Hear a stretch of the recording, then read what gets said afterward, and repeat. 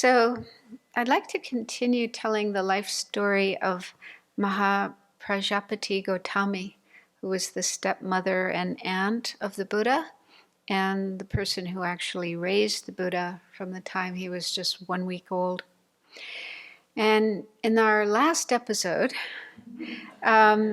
she had just received bhikshuni ordination from the Buddha, along with 500 women from the Shakya clan. And this was a very important and historical event because it established the order of fully ordained nuns, which continues to this day, and many of us have benefited from receiving that and able to keep those precepts. And it's not clear how old she was at this time, but we can kind of guess based on the life of the Buddha. So Buddha left home when he was 29 years old, and then 6 years after that, he attained enlightenment. So at that time, he would have been 35.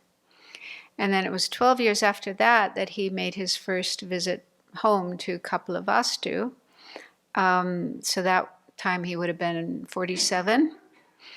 And then it was 5 years after that that Gautami and the other women were ordained. And so Buddha would have been 52 at that time. And since Gautami was his stepmother and aunt and raised him, she was probably between 16 and 22 years older than him. And so that means at that time when she got ordained, she would have been in her late 60s, early 70s. So not so young. And that's quite remarkable because probably most of her life she'd lived in very luxurious and comfortable surroundings as a queen. And before that, she came from a noble family. And so it was really quite amazing, quite courageous of her to leave all of that behind at such an advanced age and become an ordained follower of the Buddha, which meant just living out in the forest. I don't think they always had even huts to live in, much less proper buildings and toilets, and then just going on alms round for food.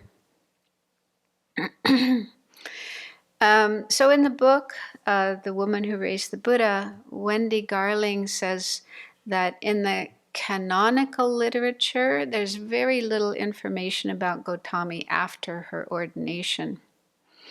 And as we saw last time, the Buddha named her as the person responsible for the nuns. And so that meant she was in charge of their Dharma education. And she would often bring the nuns to the Buddha to receive teachings. And it seems he was very happy to give teachings to the nuns. And he would sometimes ask some of his senior monk disciples to also give them teachings. And Gautami was also preceptor to many of the nuns, so she ordained them and trained them. And as far as her own spiritual practice or spiritual attainments go, she became an Arhat. And it's not clear exactly when that happened, but it seemed not so long after her ordination. And that event took place in Vaishali.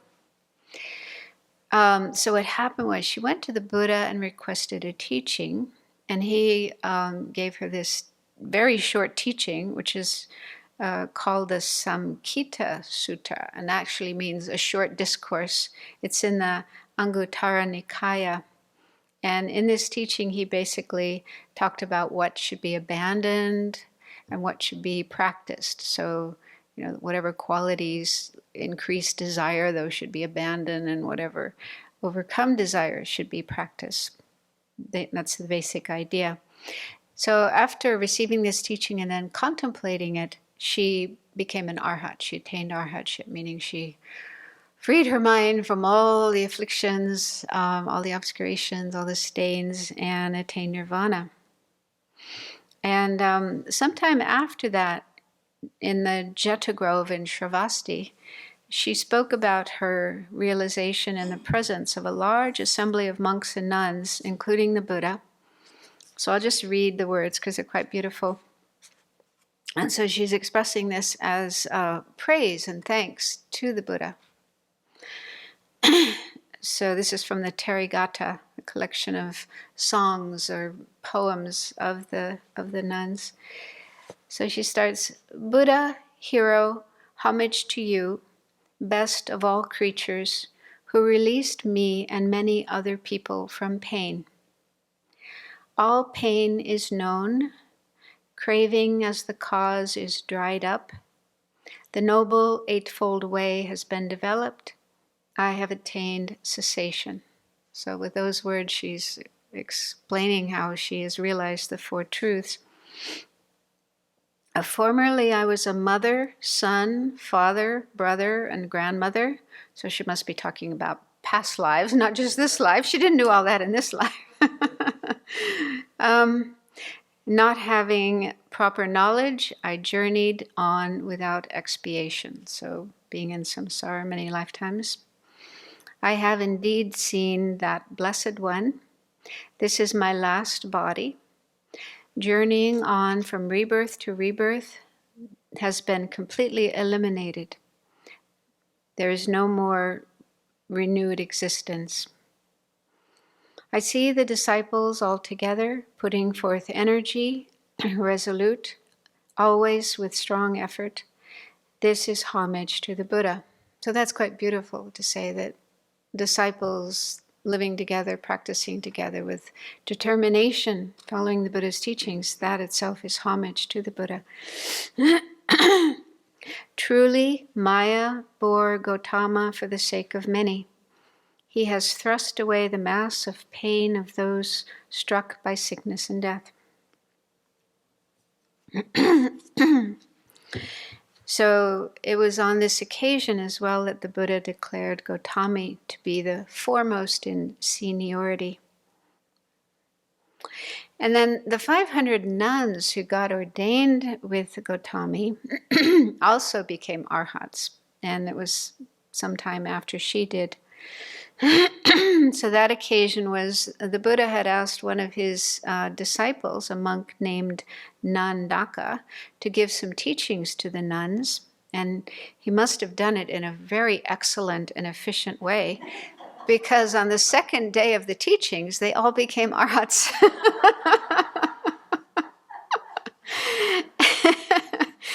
And the Buddha confirmed their attainment in front of a large assembly of monks, saying that it was like the completely full moon, just as when people see the completely full moon, they know it's the full moon. So in the same way, seeing these nuns and their accomplishment, it was obvious that they had completed their spiritual practice. And the monks were very delighted to hear this. And there's another place in the Majjhima Nikaya where a disciple asked the Buddha if anyone besides himself had attained the highest realizations. And the Buddha responded in a very robust way, saying that countless disciples among the four assemblies, lay men, lay women, fully ordained monks, fully ordained nuns, had attained the highest realizations. And so with regard to the bhikshunis, this is what the Buddha said. There are not only 100 or 500, but far more bhikshunis, my disciples, who, by realizing for themselves with direct knowledge, here and now, enter upon and abide in the deliverance of mind and deliverance by wisdom that are taintless with the destruction of the taints. So he confirmed that many of his bhikshuni disciples completed their practice, attained nirvana, became arhats. So for me personally, these stories are really inspiring and encouraging because, in some texts, including Lamrim texts, there are certain passages about the inferior status of women. And also teachers will sometimes say to female disciples that the best they can do is pray to be born as a male. And once they're born as a male, then they can practice. So that kind of information is quite discouraging. And and I've also heard there's one assertion of the Vibhashika school that says that in order to attain the path of seeing and become an Arya, you have to have a male body. And so there's some idea that, yeah, if a woman does become an Arya, attain the path of seeing, her body will transform into a male body. And it's good that the Buddha advised us to investigate teachings and not just blindly believe them. Because if that assertion was true, then Gautami would have transformed into a male when she received the first teaching from the Buddha. At that point, she became a street mentor, or an Arya. So she would have transformed into a man. And then there wouldn't have been any problem about her getting ordained. She just could have said, I want to get ordained. And then the Buddha said, sure, and she could join the Bhikkhu Sangha, the monk Sangha, the monk community. But there's no such mention of that happening. And we have all these accounts of her and the 500 other nuns becoming Arhats, and no mention of them transforming into males. And then also when Ananda asked the Buddha if it was possible for women to attain the results of the practice, like becoming a stream mentor and so on, up to arhatship, the Buddha said yes. He affirmed that. So it's really strange that any Buddhist school could claim otherwise, could have such an assertion as that. And nowadays we have the Dalai Lama, His Holiness the Dalai Lama, who's very, very supportive of women and really wants women to have equal access to education and ordination. And he says that these kind of ideas we find in the ancient texts are because of attitudes and views about women from the past. But nowadays, we need to change that and see women as having equal status, equal opportunity to men. So there's still one more story to tell from Gautami's life, which is her parinirvana, her passing away, and that's quite a beautiful story. So I'll leave that for next time, next BBC.